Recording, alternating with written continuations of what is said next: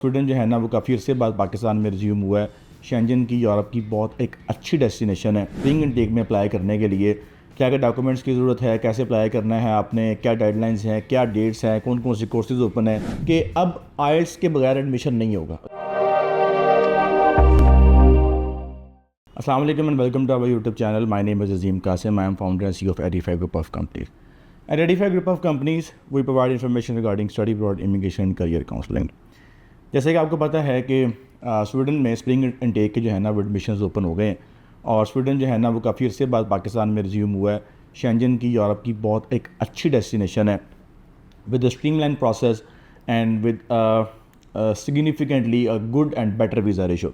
तो आज की इस वीडियो में हम देखते हैं कि स्प्रिंग इनटेक में अप्लाई करने के लिए क्या क्या डॉक्यूमेंट्स की ज़रूरत है, कैसे अप्लाई करना है आपने, क्या गाइडलाइंस हैं, क्या डेट्स हैं, कौन कौन से कोर्सेज ओपन है। तो इस वीडियो को अंत तक लाजमी देखिएगा। स्टार्ट करते हैं कि आज की वीडियो को कि स्वीडन में स्प्रिंग इनटेक में जो है ना वो एडमिशन्स ओपन हो गए हैं। अगर आप लोगों ने मेरी प्रीवियस वीडियोस देखी हों तो उसमें मैंने जो है ना वो काफ़ी हद तक क्लियर किया हुआ है जो स्वीडन की गाइडलाइंस है। स्वीडन में जो नॉर्मली जो है ना वो आपके दो इनटेक चलते हैं। एक आपका ऑटम इनटेक होता है, एक आपका जो है ना वो स्प्रिंग इनटेक होता है। अच्छा, अब उसमें जो ऑटम इनटेक है वो तो आपको पता है कि ऑलरेडी जो है ना वो क्लोज़ हो चुका है, बल्कि उसके तो वीज़ा फ़ाइल हो रहे हैं इस वक्त। और अभी जो नेक्स्ट इनटेक अभी आपका ओपन होगा that will be your spring intake. अच्छा, ऑटम इनटेक आपका 15 जैन को क्लोज़ होता है। उसके बाद फिर आपके एडमिशन्स आते हैं, फिर आपने वीज़ा फ़ाइल करना है, फ़ीस पे करनी है। अब 2 जून को जो है ना वो ओपन हुआ है स्प्रिंग इनटेक का। स्प्रिंग इनटेक आप समझ लें कि स्टार्ट होगा आपका जाके जनवरी के अंदर, सही है। और इसकी जो एप्लीकेशन डेडलाइन है दैट विल बी 15 अगस्त। आपके पास जून का महीना है, जुलाई का महीना है और आपके पास 15 दिन अगस्त के हैं। इन दिनों में आपने अपनी एप्लीकेशन जो है ना वो मूव करनी होती है थ्रू अ सेंट्रलाइज पोर्टल। अच्छा, प्रीवियस अगर आपने मेरी वीडियोस देखी होंगी 5 साल पुरानी, 3 साल पुरानी, at that time Sweden was very easy to handle, Sweden was very easy to apply, but this time Sweden has some very strict rules, tough rules. और इस बार जो है ना वो इतना इजी नहीं होगा स्वीडन में अप्लाई करना और वहाँ पे एडमिशन गेन करना। मैं कुछ केस स्टडी भी डिस्कस करूँगा आपके साथ। 1 सितंबर आपकी एप्लीकेशन फ़ी पे करने की लास्ट डेट होगी, जो आपने क्रोन में पे करनी होती है। आप through credit card, debit card पे कर सकते हैं। और उसके बाद 1 सितंबर ही डॉक्यूमेंट सबमिट करवाने की लास्ट डेट होगी। डॉक्यूमेंट सबमिट करवाने के लिए मैंने एक वीडियो बनाई हुई है। डॉक्यूमेंट्स प्रॉपर अटेस्टेशन चाहिए उसकी, मैट्रिक, इंटर, आपके बैचलर्स की डिग्री, HEC और उसकी जो जितने पेजेस हैं उसके ट्रांसक्रिप्ट के वो आपने टेस्ट करने हैं। उसको कैसे आपने PDF में करना है। तो अगर आप Edify से केस करवा रहे हैं तो our team is expert enough to handle your case, तो उसमें आपको कोई प्रॉब्लम नहीं होगी। बट अगर आपके डॉक्यूमेंट्स अटेस्टेड नहीं होंगे बिफोर द 1 सितंबर, आप अपना पूरा 1 साल ज़ाया कर लेंगे, फिर आप अप्लाई नहीं कर सकते। यहाँ पे ये नहीं है जैसे UK में होता है कंडीशनल ऑफर आ गया तो अटेस्टेशन बाद में करवा लेंगे। स्वीडन में सारा कुछ आपके डॉक्यूमेंट्स के ऊपर ही मूव करना है। डॉक्यूमेंट्स अगर आपके टेस्टेड नहीं है तो don't you think to apply in the Sweden. कुछ नहीं होना, पैसे ज़ाया होने आपके और कुछ नहीं होना, कोई सेकंड चांस नहीं मिलेगा। और 1 सितंबर को अगर आपने डॉक्यूमेंट्स अपलोड कर दिए और उसमें कोई मिस्टेक आ गई आपके डॉक्यूमेंट्स के अंदर तो भी आपका जो है ना वो एडमिशन नहीं होगा। तो इस चीज़ को बड़ा आपने केयरफुली देखना है, बड़ा जो है ना विजिलेंटली देखना है आपने। 1% भी जो है ना इसमें गलती की गुंजाइश नहीं है, अदरवाइज़ आपको it will cost you 1 year. आपको नेक्स्ट इनटेक में एडमिशन मिलेगा। उसके बाद 2 अक्टूबर को इसकी लिस्ट पब्लिश होगी बैचलर्स की, 9 अक्टूबर को मास्टर्स की होगी, फिर आपके पास ऑफर आएगा, फिर आप अपना वीज़ा फाइल करेंगे। ये होगी आपकी डेडलाइंस। अच्छा, जनवरी के अंदर एक मैं चीज़ वाज़ेह कर दूँ आपको, there are not a lot of options in the January intake, there are very few and limited options for the January intake. और उसमें जो मास्टर्स के कोर्सेज हैं, बैचलर्स का एक आधा कोर्स पहले ऑफ़र हो रहा था, बट अब मैंने दोबारा सर्च किया तो वो पोर्टल पे नहीं आ रहा। मैं भी उस प्लस माइनस करते रहते हैं। स्कॉपडे यूनिवर्सिटी का एक कोर्स था बैचलर्स का, तो अभी यहाँ पे शो नहीं हो रहा पोर्टल के अंदर। मैं भी दोबारा फिर लाइव करते हैं वो फिल वक्त जो यहाँ पर। बल्कि मुझे एक मिला है वेस्ट स्कॉटलैंड का मिला है कोर्स मुझे, इंटरनेशनल, हाँ जी, ये एक कोर्स मिला है मुझे बैचलर्स का, इसको भी देख लेते हैं अभी हम। अच्छा, total there are 19 courses, 19 course सिर्फ ओपन है फॉर द स्प्रिंग इनटेक। अच्छा, अब यहाँ पर ना बड़ा एक इंटरेस्टिंग है, मुझे बच्चों ने कहा है कि सर आप डराते बहुत है। एक बच्चे ने जाकर कमेंट भी किया वीडियो में जाके, मेरे सर आप डराते बहुत हैं। इवन कि मेरे अपने काउंसलर मुझे कहते हैं सर आप वीडियो में डराते बहुत हैं। बच्चे जो आके ना हमसे वो कहते हैं कि सर जी तो डरा ही बहुत रहे थे। मैं डरा नहीं रहा होता, मैं आपको फैक्ट्स एंड फिगर्स दिखा रहा होता हूँ। जो चीज़, जो शर्मिंदगी मेरी टीम ने या मैंने बाद में फेस करनी है ना, कि सर अजीम ने ये नहीं बताया था कि ऐसा भी हो सकता है। मैं वो समझता हूँ कि पहले ही बता दूँ आपको, ताकि कल को आप ये ना कहें कि सर अजीम ने पहले नहीं बताया था। 19 कोर्सेज हैं, 19 इसके ऊपर admission from all over the globe होना है, पाकिस्तान, इंडिया, श्रीलंका, बांग्लादेश, भूटान, इवन कि पाकिस्तान के अंदर भी अगर आप अब तो खैर माशाल्लाह यहाँ पे कंसल्टेंट्स का भी जो है ना मीना बाज़ार लग गया, तो मेरा ख्याल है कोई 2-3 हज़ार कंसल्टेंट तो बैठा होगा, पाकिस्तान ज़्यादा ही होगा बल्कि। और अगर वो सारे केस लॉगिन करें और अपने बच्चों के और बच्चे भी लॉगिन करें, तो मेरा ख्याल है कि 5,000 एप्लीकेशन तो पाकिस्तान से चली जानी है। और 19 कोर्स हैं, अब 19 की अगर हम सीट्स एलोकेशन देखें, अब ऐसा नहीं है कि वहाँ पर ये जो स्वीडन की यूनिवर्सिटीज़ हैं, they are not being operated as a commercial universities like other countries are operating in Pakistan as a commercial partner. तो ये आपके मेरा ख्याल है एक अब लेट्स सपोज मैं एक नाम लेता हूँ, artificial intelligence of bio informatics masters program, Scotland university, तो बड़ा नीश कोर्स है, हर कोई अप्लाई नहीं कर सकता इसके अंदर। और इसके आप 1 साल का कोर्स है, इसके अंदर मैक्सिमम सीट्स होंगी, चलो 100 लगा लें, 100 सीट्स होंगी इसके अंदर, 150 सीट्स होंगी इसके अंदर। मैं कहता हूँ 150 अब सीट्स हैं। अब आप देखें कि इसमें एप्लीकेशन कितनी जानी है।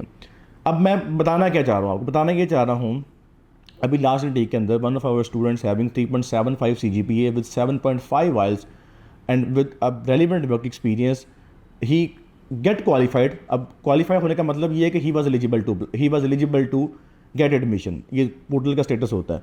बट जब लिस्ट लगी, he was placed in the reserve list. क्यों? क्योंकि उसके ऊपर बहुत ज़्यादा एप्लीकेंट्स थे जिनका CGPA उससे भी अच्छा था, प्रोफाइल उससे भी अच्छा था। तो बात करने का मकसद ये है कि देर आर चांसेस कि आफ्टर 2 months एंड 15 days आपका जो नाम है वो रिजर्व में चला जाएगा, क्योंकि नंबर ऑफ़ एप्लीकेशन ज़्यादा होनी है, दिस इज़ फॉर श्योर। एक तो 5 साल बाद स्वीडन आया है, यूरोप में वैसी ऑप्शंस बड़ी कम है। तो आपने अपना सारा का सारा वो, कल को बच्चे कहते हैं सर मैंने प्लाट बेचता, मैं फ़लानी चीज़ बेचती, मैंने ये कर दिया, मैंने वो कर दिया, ये काम आपने अगर तो आप बियर करते हैं ये टाइम कि भाई एडमिशन नहीं भी हो सकता तो करें अप्लाई। अगर आप बियर नहीं करते कि भाई मैं बिल्कुल भी बियर नहीं करता, मुझे जाना ही जाना है हर हाल में, तो आई वुड से कि Sweden is not for you, क्योंकि इसमें चांसेस हैं कि आपका एडमिशन ना भी हो, बाय एनी मीन्स बता रहा हूँ मैं आपको। अच्छा, अब 19 प्रोग्राम के अंदर यहाँ पे देखें ना, एक आर्टिफिशियल इंटेलिजेंस है, बायो इन्फॉर्मेटिक्स स्कॉटलैंड यूनिवर्सिटी का, बायो मेडिसिन है, बिजनेस इंटेलिजेंस है, डाटा साइंस है, उसके बाद इकोनॉमिक है, ये एक इंटरनेशनल मैकेनिकल इंजीनियरिंग कोर्स है यूनिवर्सिटी ऑफ वेस्ट का, ये बैचलर्स का कोर्स है। वैसे तो स्वीडन में जो हमारा इंटरमीडिएट है उसको एक्सेप्ट नहीं करते, but this course is accepting intermediate pre engineering mathematics के अंदर, और ओवरऑल जो है ना वो 60% मार्क्स सही है, आप इसमें अप्लाई कर सकते हैं। मास्टर बाय रिसर्च बायोलॉजी में है, मास्टर बाय रिसर्च का कोर्स भी स्वीडन में कोई आसान नहीं है। इसको आपने बिल्कुल भी वो यूके वाली रिसर्च नहीं समझनी जहाँ पे आप विदाउट रिसर्च प्रपोजल जा रहे हैं। It is a very tough research Sweden के अंदर ख़ास तौर पे। Master program in food and meal sciences है, और उस तरह के तकरीबन कोई ये आप जाके स्वीडन यूनिवर्सिटी admissions.se देखेंगे ना, तो ये आपको तकरीबन ये 19 कोर्स मिल जाएंगे यहाँ पर। ये आपने फ़िल्टर लगाया हुआ है स्प्रिंग का, तो ये देखें ज़रा, यहाँ पर तकरीबन कोई 19 के करीब जो है ना वो कोर्सेज़ हो रहे हैं, 19 रिजल्ट्स। तो ये आपको मिला के मिल जाएंगे कोर्सेज़। वैसे अगर आप किसी काउंसलर से रब्ता कर रहे हैं, एडिफाई के या किसी भी अपने रेलिवेंट काउंसलर से रब्ता कर रहे हैं, तो वो भी गाइड कर देगा आपको। अच्छा, इनमें अब आपने रैंक करना होता है कोर्सेज़ को। एक चीज़ मैं और वाज़ेह कर दूँ यहाँ पर कि अब आइल्स के बगैर एडमिशन नहीं होगा। अगर आपने मेरी पुरानी वीडियोस देखी हुई हैं तो उसको भूल जाएं, नई वीडियो देखें। आइल्स के बगैर अब एडमिशन नहीं होगा। You have to have English 6 that stands for 6.5 IELTS, no band less than 5.5। ये आपको देना ही पड़ेगा। डॉक्यूमेंट्स आपको अटेस्टेशन चाहिए ही चाहिए।